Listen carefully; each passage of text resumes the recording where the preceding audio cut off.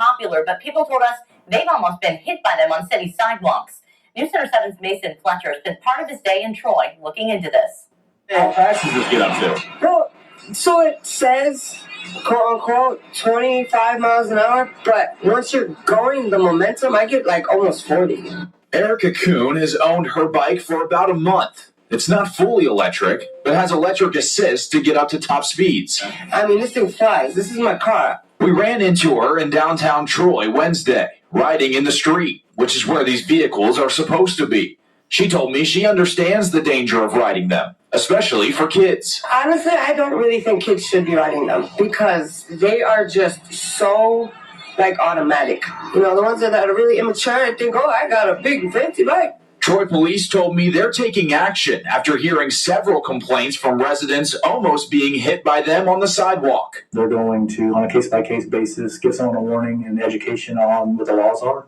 And then if they see them breaking those rules again, they will probably be cited. Kuhn told me she's already been following these rules. Act right in the street, obeying to the laws, stopping at stop signs, stopping at stoplights, but being off a little bit off to the side. And that was Mason Fletcher reporting. Troy police said despite the complaints, no one has been hurt. And for the first time in 5 years, RTA is raising its fares. This will happen in January.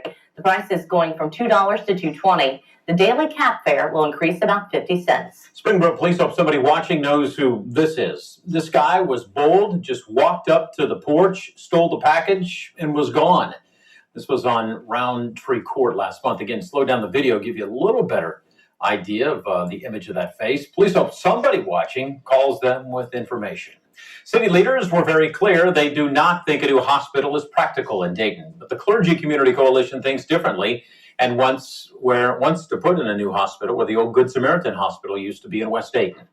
Now, this is why it's trying a second time to get this idea in front of voters. I want to be a thoughtful community, one that respects the tax dollars that our citizens put forward, and that we move in the right direction for things that are possible. This is not something within the realm of possibility. The city told News Center 7 the trend in medical care is neighborhood health centers, not big hospitals. The coalition has 90 days to get more than 1,200 valid signatures from registered voters. Even if that happens, City Commission does not have to put that levy proposal on the ballot. New at 11, the city of Troy is getting $50,000 to restore the natural habitat at one of its parks. We're talking about Duke Park. The city said the area in green is filled with invasive plants. It wants to remove those and grow native plants here that will help prevent flooding at the nearby wetlands. The money is coming from the Ohio Department of Natural Resources. Travelers at LaGuardia Airport in New York, they were not expecting this. That's a raccoon. It fell from the ceiling near the Spirit Airlines gate. Millions of people on social media have seen the video of that animal clinging to a cable. Witnesses said the raccoon ran around for a bit before crews were finally able to get it outside. First off, it looked like a big squirrel. Oh, Look at him. Hey, oh, there he goes. No harm, no foul. And looking at the season's first college football playoff rankings, the Buckeyes are number 2. And here, look at the top 6 teams. Oregon is number 1, Ohio State. Yeah, Austin's looking where his Georgia Bulldogs are, right there behind the Buckeyes. Hey, if you're not first, you're last. That's what they say in Talladega Nights, right? Miami, Texas, Penn State. This is the first year for college football's 12-team playoff. And the UD Flyers basketball game is back on WHIO TV this weekend, Saturday night at 7:30. The men are going to hit the court with Northwestern. UD's record so far this season, 2-1. You know, here I was coming up to a stop sign in South Montgomery County tonight, and I hit the high beams, and a little bit of fog out there tonight, Austin. And again, it was clear higher in the sky, but you know, 10, 15 feet off the ground. As you can see, this car coming the other way really kind of illustrated, some of that fog. You said you saw some as well. Yeah, as I was driving out to dinner tonight, you have that moisture from the rain last night and the quickly cooling temperatures. It's a nice little layer of fog. My dad used to say it's a little froggy outside. A little bit, yeah. But again, I could see the moon. I could see, some remnants of clouds up top. Yeah, and as we go through tonight, we're going to have a light breeze. We're going to have some clouds moving back in. So that really prevents big-time fog issues overnight. But if you're out driving in the more rural areas, you may come across a little bit in the early going tonight.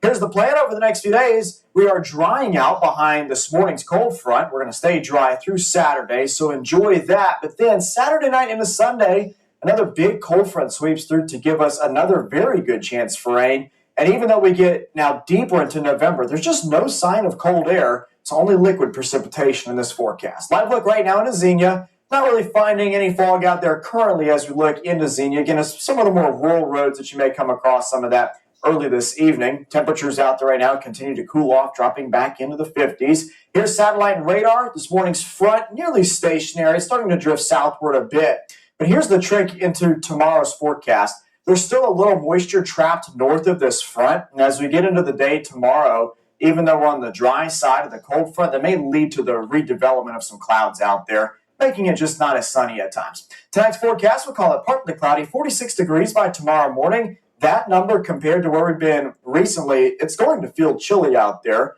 So you may want the light jacket, especially early in the day. Here's how the forecast plays out. You can see by mid-morning, some of those clouds are thickening up again, but even with some added cloud cover, there's no chance for rain tomorrow. You can leave the umbrella at the house. We get towards mid to late afternoon, we start to have some drier air sinking in from the north, and that'll scour out the cloud deck. So I do think we end the day tomorrow with a decent bit of sunshine. High temperatures climb to the upper 50s and lower 60s. Now, Friday, it's a beautiful sunny day, great day to get outside, and a great night to go to those Touchdown 7 playoff football games. We won't have any rain to contend with, but just like last week, it is chilly during the games as we're back down to 47 degrees by the fourth quarter on Friday night. All right, next big storm system will impact our weekend plans. If you want to get out and about, Saturday is your day. We will have the warm front lifting northward on Saturday, hoping to bump up the temperatures a little bit, bringing some increased cloud cover in. But much of the day is dry. We'll pause the clock here. New timing now, 9:30 Saturday night. That's when the first showers are working in. And then as that slow-moving cold front sweeps across into Sunday, we'll keep that rain chance around. Everything should clear out of here Sunday night, setting us up for a dry drive into work on Monday. But even though this is a cold front, just like this last cold front, there's not a lot of cold air behind it. Temperatures will stay in the 60s. This next system, though, has the potential to be a good soaker for us. Look at the updated computer guidance tonight, suggesting anywhere between a half inch to maybe an inch and a quarter. We'll continue fine-tuning both the timeline and the rainfall amounts over the next few days, but the early look suggests this would help get rid of the drought that we still have across the Miami Valley. My Storm Center 7-day forecast, we'll call it decreasing clouds late tomorrow, high of 62 in Dayton. Plenty of sunshine for Friday. Clouds thicken up on Saturday, giving way to rain Saturday night and Sunday. And then it's dry Monday, Tuesday, and then during the day, Wednesday. And look at these temperatures, guys. I mean, November, but we're still feeling good there in the upper 60s. I'll take it. Thanks, Austin. A soccer team said this restaurant chain owes it money, but getting it could be tough because it keeps closing locations, and some are in our area.